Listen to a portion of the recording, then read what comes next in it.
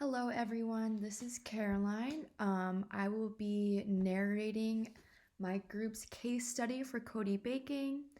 The members of this group are Ben Kramer, Garrett Adkins, and me, Caroline Thompson, and we all happen to be business admin majors. So, on our agenda today, we're first going to start with an introduction and overview of the company, just so you guys can get a feel for that. Next, we're going to move to the problem statement, which is the problem that Cote is facing at this time. Then we get to the vision and mission statements, which are pretty self-explanatory. Next, we're going to break down Porter's 5 sources, which you'll see in 5 different slides.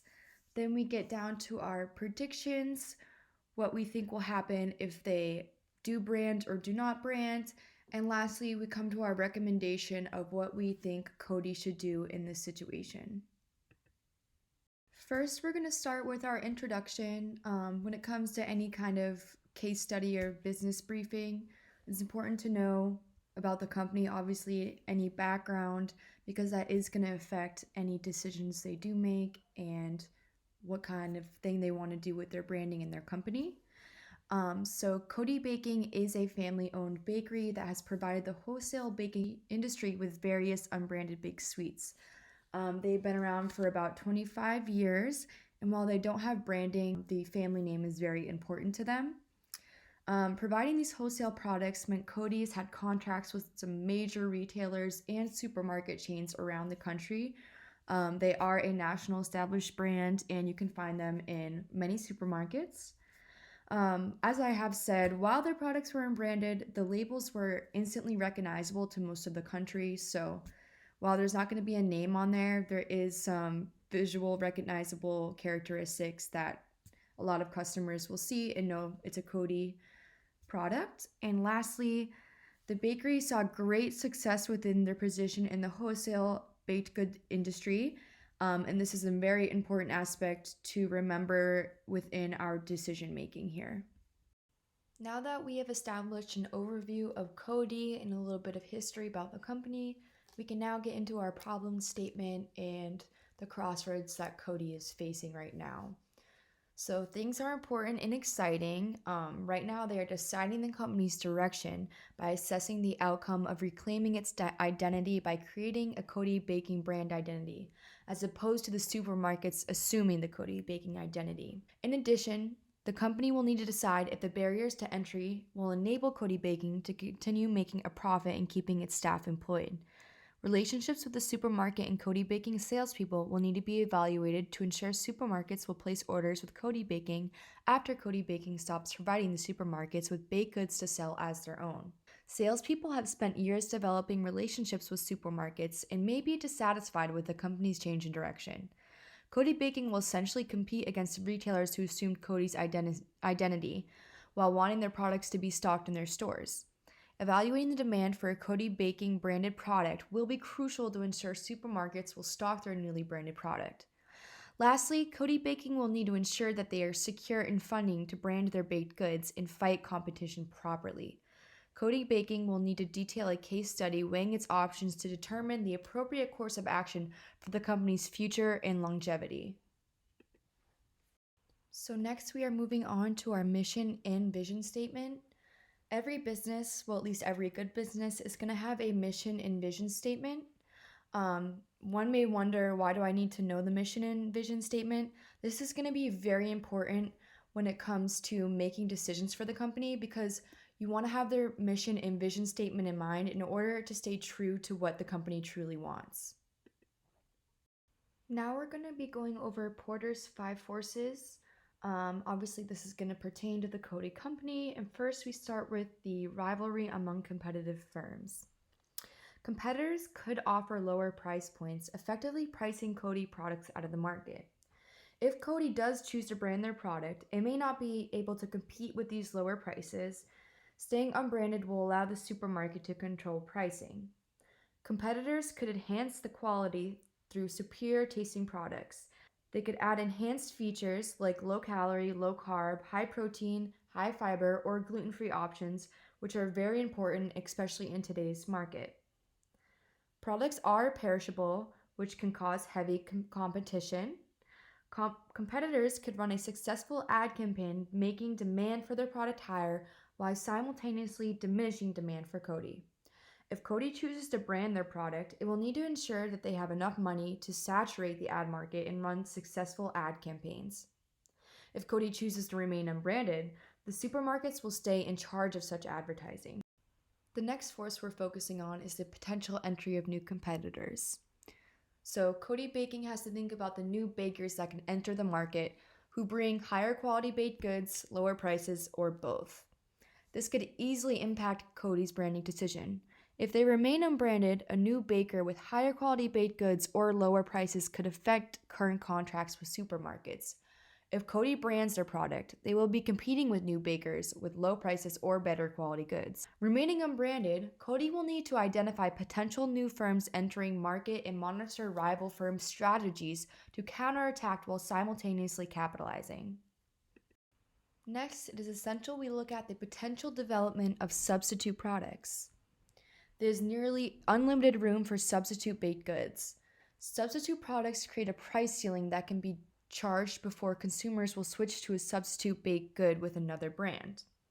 Price ceilings will cause profit ceilings and increase competitive pressure on Cote. Nearly unlimited room for substitute baked goods will impact Cote whether they remain unbranded or they brand. Cote will need to keep an eye on competitive strength by monitoring competitors' plans for expanding production, sales, profit, and inroads into the market share competitors' products can obtain.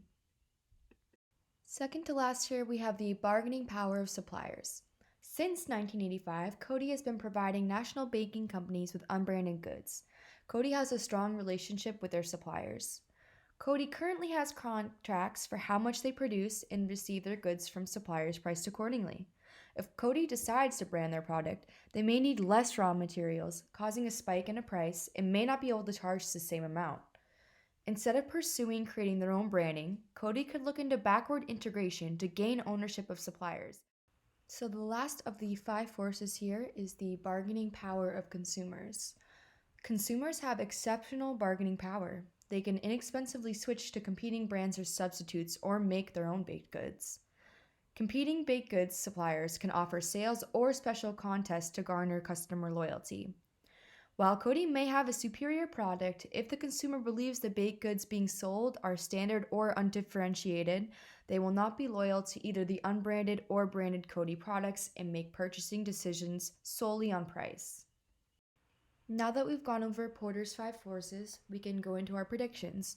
The following is if Cote branded. A brand name leads to customer recognition, which allows them to gain customer loyalty. This loyalty provides repeat sales, which means more profits and success. This would also free Cote from their wholesale contracts with big retailers. The baking company would no longer face such a threat of losing these contracts, such as many wholesale bakeries did in the 1970s. While this conversion seems promising, it comes with potential problems. To start, customers often associate brandless packaging with something that is fresh or local. The establishment of such branding would strip this association away, which takes away the benefit of such association and assumed freshness. This could lower sales. Additionally, there is no market research to prove that a switch from wholesale to retail and brandless to branded would be of benefit. There's also no guarantee that the retailers they once worked with as a wholesale bakery will want to carry their retail products in store. Overall, the outcome of such a change to Cote is unknown. This could be Cote's biggest mistake. This decision carries many more risks than staying wholesale. Cote continuing wholesale is a safe option. The bakery has been successful in the wholesale industry for 25 plus years. We believe that Cote will continue to be a successful player in the industry if they keep things the same. While branding can bring some benefits, like customer loyalty, Cote already has the benefit of a recognizable label, regardless of the fact a brand name is not on the label. This recognition will only continue or grow under wholesale. As stated before, there is no guarantee that the retailers they once worked with as a wholesale bakery will want to carry their retail products in store. Staying in wholesale will allow Cote to keep their wholesale contracts established, which possesses much less of a risk than establishing new retail contracts. Cote avoids the chance of being replaced as a big player in the industry if they stay in wholesale. Even if they don't grow from the decision, they can still maintain the success they already have. Lastly, we've arrived at our recommendation. This was an easy choice for our group, as the decision here seemed like a no brainer. Cote Baking needs to stay in wholesale production. The owner's idea to brand their products is mostly an emotional based decision, not really one that will benefit the company. It brings up many more risks than benefits. There is much uncertainty and a significant lack of market research conducted to support turning into a consumer company. Cote has already seen so much success with what they have done. While they may not have traditional branding, their packaging is still recognizable to people, allowing some customer loyalty. Customers will also continue to associate Cody's treats with being local and fresh, which is as important as ever in today's market. Yes, their wholesale contracts could be dropped at any point with retailers, but there is no guarantee at all that retailers will want to carry Cody bakery items in store if the company transitioned. Retailers could easily find new wholesale baking companies to work with. Cody can make sure they have wholesale contracts with a variety of different retailers, preventing them from putting all their eggs in one basket and crumbling if one retailer drops them. They will find much more success in building off their established contracts versus transitioning into retail and making new ones. With this decision, Cody can significantly lessen their chances of being phased out of business completely and can continue seeing great success as they are, a wholesale company. Thank you guys all for listening to our presentation, and everyone have a great summer.